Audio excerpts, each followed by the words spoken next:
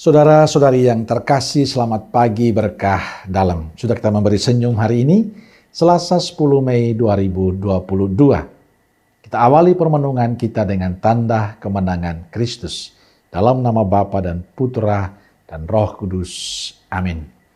Permenungan kita diambil dari Kisah Para Rasul bab 11 ayat 19 sampai 26.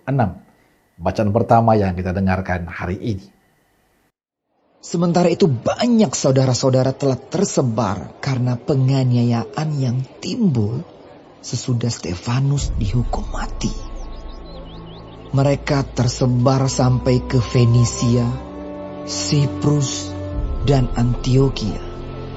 Namun mereka memberitakan Injil kepada orang Yahudi saja. Akan tetapi, di antara mereka ada beberapa orang Siprus dan orang Kirene yang tiba di Antioquia dan berkata-kata juga kepada orang-orang Yunani dan memberitakan Injil bahwa Yesus adalah Tuhan. Dan tangan Tuhan menyertai mereka dan sejumlah besar orang menjadi percaya dan berbalik kepada Tuhan. Maka sampailah kabar tentang mereka itu kepada jemaat di Yerusalem. Lalu jemaat itu mengutus Barnabas ke Antioquia. Setelah Barnabas datang dan melihat kasih karunia Allah, bersukacitalah ia. Ia menasihati mereka supaya mereka semua tetap setia kepada Tuhan. Karena Barnabas adalah orang baik, penuh dengan Roh Kudus dan iman. Sejumlah orang dibawa kepada Tuhan. Lalu pergilah Barnabas ke Tarsus untuk mencari Saulus. Dan setelah bertemu dengan dia, ia membawanya ke Antioquia. Mereka tinggal bersama-sama dengan jemaat itu 1 tahun lamanya, sambil mengajar banyak orang. Di Antioquialah murid-murid itu untuk pertama kalinya disebut Kristen. Saudaraku terkasih, dalam bacaan Kisah Para Rasul yang kita dengarkan hari ini bercerita tentang orang-orang yang percaya pada Kristus setelah meninggalnya Stefanus. Banyak terjadi penganiayaan pada orang-orang yang percaya. Karena itu mereka tersebar kemana-mana dan terus memberitakan Injil Kerajaan Surga. Walaupun hanya pada kaum Yahudi saja. Yang diwartakan mereka adalah bahwa Yesus adalah Tuhan. Dan tangan Tuhan menyertai mereka. Dan sejumlah besar orang menjadi percaya dan berbalik kepada Tuhan.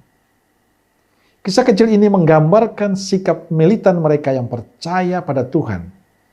Ternyata meninggalnya Stefanus tidak membuat mereka takut, tidak membuat mereka cemas, membuat mereka putus asa.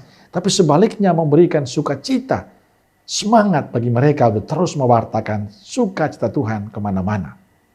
Semangat mereka semakin meluap-luap karena tangan Tuhan menyertai mereka.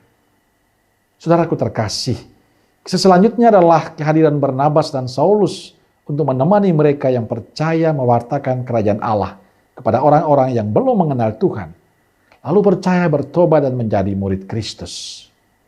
Dikatakan Barnabas adalah orang yang baik, penuh dengan Roh Kudus dan beriman teguh. Maka banyak orang yang mau mendengarkan Barnabas, menerima dan melakukan nasihatnya. Saudaraku yang terkasih, Barnabas dan Saulus dan juga sahabat-sahabat Stefanus sudah melakukan bagian mereka dengan baik, yaitu memberitakan Injil Kristus. Mereka juga membawa jiwa yang datang kepada Tuhan dan percaya bahwa Yesus Kristus adalah Tuhan. Lalu bagaimana dengan kita yang hidup pada zaman ini? Sudahkah kita percaya bahwa tangan Tuhan selalu bekerja, menyertai, memberkati kita pada waktunya? Beranikah kita menjadi pewarta Tuhan di zaman ini? Sudahkah kita berperilaku yang menunjukkan identitas kita sebagai murid Kristus? Kini tugas kita semua yang mengaku diri sebagai murid Kristus untuk menghadirkan sukacita Tuhan dalam kehidupan kita.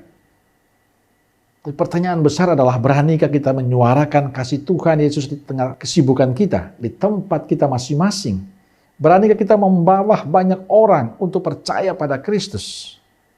Saya berharap semoga sabda Tuhan hari ini menggugah kita semua untuk lebih berani mewartakan Tuhan dalam kehidupan kita.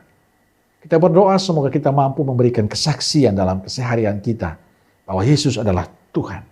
Dan inilah tantangan yang paling besar bagi kita sebagai murid-murid Yesus.